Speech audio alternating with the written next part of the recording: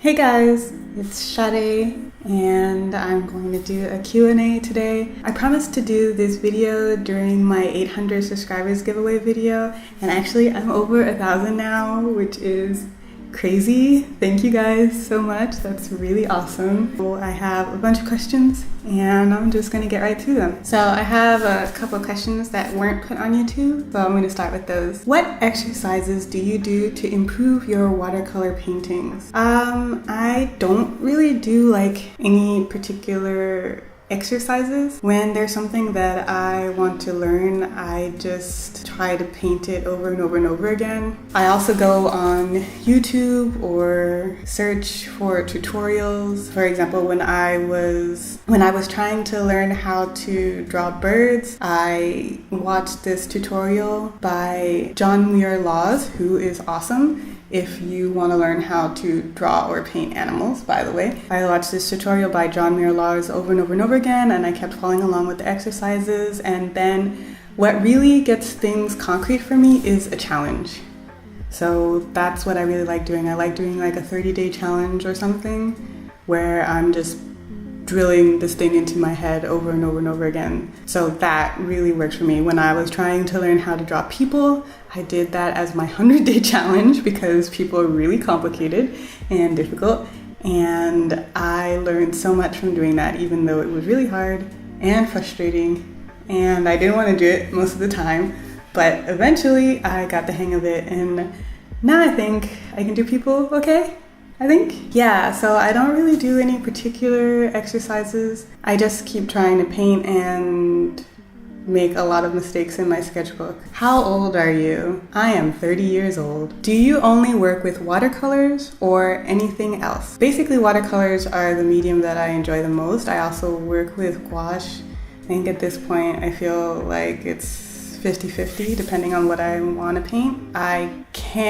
I know how to work with oils. Actually, the only art class that I ever took, I took some art classes in high school, but there wasn't any teaching happening. It was kind of like free study, so I don't count those. But in college, I took an art class, I think it was called Intro to Painting, and our professor was an oil painter. So we learned how to paint in oils, and that was really fun and really cool.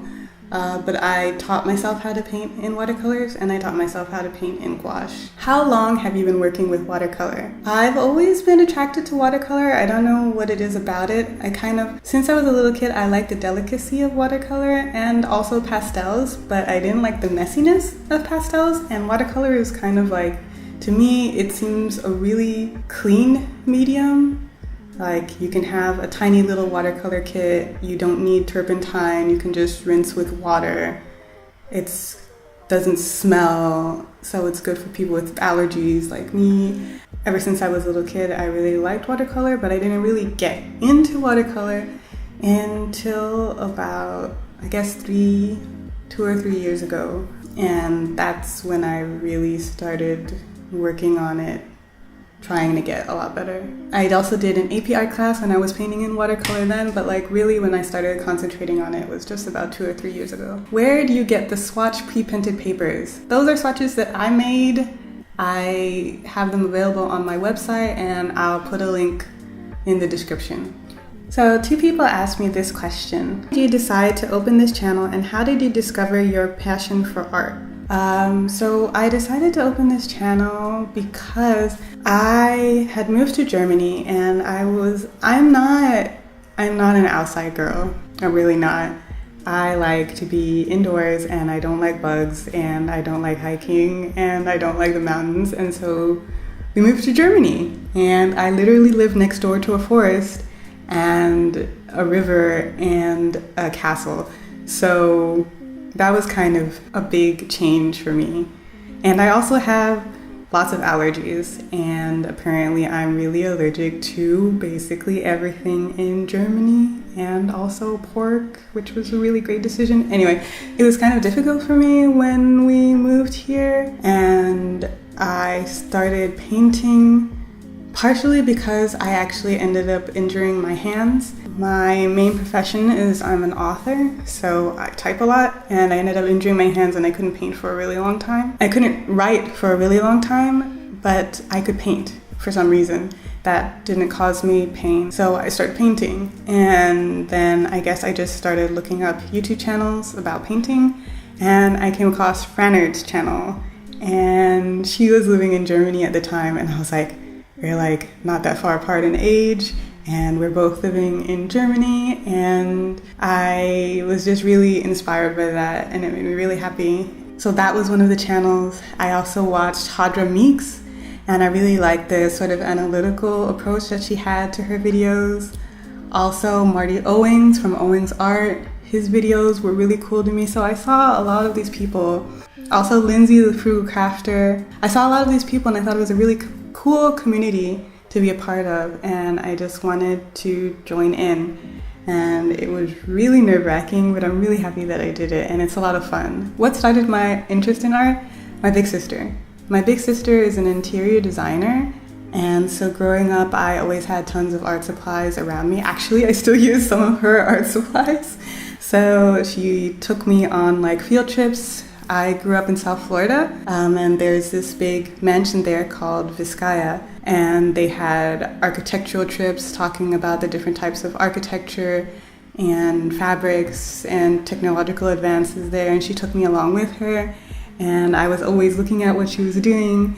So I think it just seemed really natural to be interested in art. So the next question is asking about a video about my studio setup and or my favorite supplies. I think that I will do a studio setup video sometime, but as you can probably see behind me, this is all kinds of a mess. And so not today. And I will do a video about my favorite art supplies. That's kind of a weird question for me because I feel like a mom, and you know, if you ask her which one is your favorite kid, she's gonna say all of them, but that's not really true. So I will do a video about that later. It doesn't seem like you have any Daniel Smith colors. Any reason for that? Well, actually, I do have Daniel Smith colors. I guess I don't talk about them a lot. I have really specific Daniel Smith colors. So I'm in Germany. So Daniel Smith is really expensive here, and when my family was visiting me one year, I asked them to bring me some Daniel Smith because I was super excited because everybody said that it's like the most amazing thing, and I also asked them to bring me some M. Graham. And even though most of that order was Daniel Smith, I was way more impressed with the M. Graham paints. I think I have a better opinion of Daniel Smith now than I did then, because I think there's like some really specific paints that you can't get anywhere else. But in terms of just generally, I'm more of a fan of M. Graham, especially because of their ethical practices and the cost. So colors that I like from Daniel Smith include, of course, quinacridone gold, quinacridone burnt gold, lunar black. Their Primatech greens, including serpentine genuine, are really awesome. I think some of the Primatech colors are really unique and worth it, but if I had to pick other colors from Daniel Smith or another brand, I don't know if I would feel like there's that big of a difference. Vlog channel anytime soon. I'm a really shy person, so I don't think so. Since when did you get into drawing? I answered that earlier. What do you think about art as a hobby or self-taught artists? Can you make a video about watercolor tips and tricks with this aspect? So I'll put that video on my queue. What do I think about self-taught artists? I think that they're cool. I don't think that you have to go to art school to be an artist, although I think that art school can be really helpful. I see a lot of videos with people talking about how there's like no point to go to art school, and I don't really feel like that's true. It feels to me about the same thing as like there's no point to go to college. And I guess I was really lucky because I went to an Ivy League school and I felt like it was really important and I learned a lot and it was a really formative experience for me.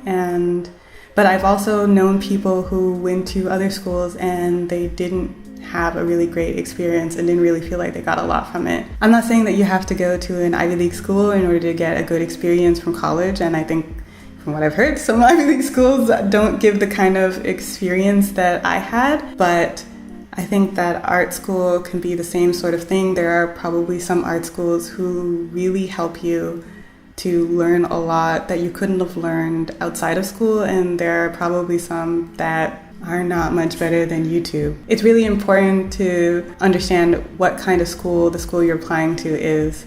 And of course, it's really important to know whether you can learn these things on your own. If you're that kind of person, then you might save that money. Even though I'm a really self-directed person, I don't think I could have learned all of the things that I learned in college on my own, just because some of that knowledge is not accessible online or outside of being able to talk to really specific people with specific funds. But I think for a lot of the basics of art, you can learn that on YouTube for sure. And of course, if you just want to do art as a hobby, there's absolutely nothing wrong with that. Art is really calming for a lot of people, and it's a way to express yourself just like anything else. So I don't see what's wrong with being a self-taught artist or an hobbyist. And I think I'll do a video about tips, but I would have to say, if you want to be a self-taught artist, never give up learning. That's really the biggest thing. Don't think that you know everything. Don't think that other people are dumb. Just try to get information from everything. I've spent so many hours watching videos on color theory, even when I'm pretty sure I already know everything that the video is going to cover, because there might be just one little thing, one little tiny thing that like totally changes your idea about it, because so many people have so many different ideas about color theory, or you might go down some little path and learn about something that you've never heard about before.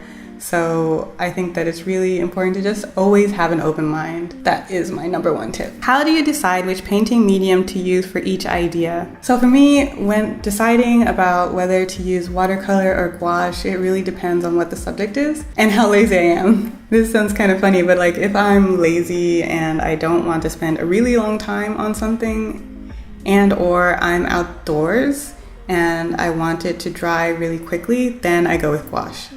Because you don't have to be as finicky with gouache. I feel like gouache is like watercolor's laid back cousin. So you don't need to have special paper, you don't need to have special brushes, you don't need to like wait forever for it to dry in order to layer on top of it. You can work light to dark or dark to light. It's way easier in a lot of ways. If I just want to bang something out really quickly, or if I want to work on toned paper, I'm definitely going to work with gouache. Also, if I know that I'm going to want to work dark to light, then I'm going to work with gouache. Or if I want something to feel really heavy, gouache is easier to make something feel heavy than with watercolor. So if I want something to be really realistic, at least for the way that I paint, I would rather use watercolor. I also use watercolor for something really light and something really detailed. What are the weirdest colors you've worked with? Are there any specific pigments that seem to defy your expectations of watercolor? So that's an interesting question, because most watercolors are pretty much the same, at least if you're talking about artist grade brands. So unless you manage to get some vintage or antique watercolors, they're mostly going to flow in the same kind of way.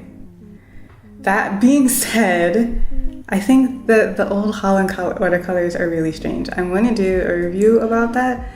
But they're like some kind of weird combination between Western watercolors and Gansai watercolors. So that's really weird. And they don't really work how you'd expect Western watercolors to work, because actually this is part of their advertising, their Gansai. So that's pretty strange. Otherwise, I don't think that there's too much that's too strange out there.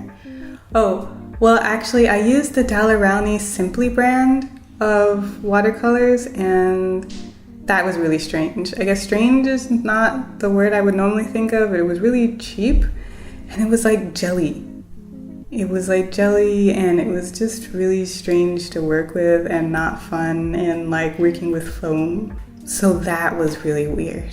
How do you draw inspiration for your art? I get inspiration in a lot of different ways, from reading, from watching shows, from going outside. I'm really inspired by nature and by tropical things. I'm from Trinidad and I grew up in South Florida, so that really influences the way that I see color. I realize that a lot of people like warm colors, and especially now that I've moved to Germany, I can understand why, because a lot of the nature and everything around is a lot warmer. But when you're in a tropical place, I feel like the light is a bit different, and I feel like you see a lot more cool greens and cool yellows and things like that. So I think some of it just comes from my upbringing, and some of it just comes from different influences. I've always really been into things like Art Nouveau, Fauvism, Art Deco is definitely something that I grew up with growing up in South Florida. So a lot of different things like this I think are a big part of like my influence. And also before I decided to go along a more artistic path in my life, I wanted to be a scientist. I actually wanted to be a physicist. I actually wanted to be a physicist because I was actually really good at physics. So I really like botanical illustration because I think it kind of scratches that scientific plus artistic itch in my brain. What watercolor set would you recommend for beginners, as well as what advice would you have for those starting off? Well, I think the Cotmans are like the standard, but actually I feel like they were a bit frustrating for me because they're a bit chalky and really difficult to reactivate. So actually, if it's possible, I would go with a Van Gogh set. Not a big set. I think that it's a really big mistake to get a really big set of watercolors when you're starting out because it's overwhelming and it stops you from learning how to mix colors. And I think like a lot of the fun and a lot of the interesting things that you can do with watercolors come from being able to mix with watercolors. So start with like a 12 set. I think you can make any color you would want with a 12 set of Van Gogh watercolors. If you can get Cotman, if Cotman is what's available, that's what's available. I don't think that they're a bad brand or anything like that, but I think that the Van Goghs are more saturated and they're easier to re-wet. Even if they're like a teensy bit more opaque, I think a lot of people at this level are not really caring about being the most transparent that you possibly can be. And tips for starting out, I think that make sure that you have clean water. That's really important, guys, clean water. Make sure that you are drying off your brush every time that you take it out of the jar. That's how you can control the amount of water that is on your brush. And that is a really big source of frustration, I think, for beginners, is that they have too much water or too little water. But if like when you take your brush out of the jar and you just tap it a little bit on a cloth or a piece of paper or a toilet paper roll, hold on. This is my toilet paper roll. I don't normally use it for that because I use a cloth, but you can use either one of these and that will help you a lot with controlling your water. So, and pay more attention to your brushes. Clean your brushes. Clean them, please. Clean them with soap. Clean them with water. And I think a lot of people put a lot of importance on the quality of watercolor paints. And I think not a lot of people put as much importance on testing different types of watercolor papers, because some people might like Gouache, but some people might not. Like for me, for example, I don't like Gouache. I think that it's way too hard sized for me, so it makes it really difficult for me to paint. So trying different types of watercolor paper is also really important, and also trying different types of watercolor brushes. Some people can make really great things with basic brushes, but I realized that Kolinsky Sable really made my painting life so much easier and so much happier. So just try other things. Like watercolor paint is important, but you already know probably all of the good watercolor brands. I think the place where a lot of people could stand to improve is on their paper and their brushes. And of course, the most important thing is like trying to get on your technique. So, and just paint what you want to paint and your technique will get better. And those are all of the questions. Thank you guys so much. My winners of my giveaway were Amy and Christina. I already sent you emails. Thank you so much for entering my giveaway. Thank you guys, everybody who left questions, who answered my questions, who entered the giveaway, who subscribed, everything. You guys are like the most amazing. And just thank you so much, and I hope that we can continue to grow the channel together and just have fun. I really enjoyed doing this Q&A, guys. If you have any questions, just send them in the comments. I will collect them, and when I have enough, I will do another Q&A. Thank you so much for watching. See you guys later. Bye.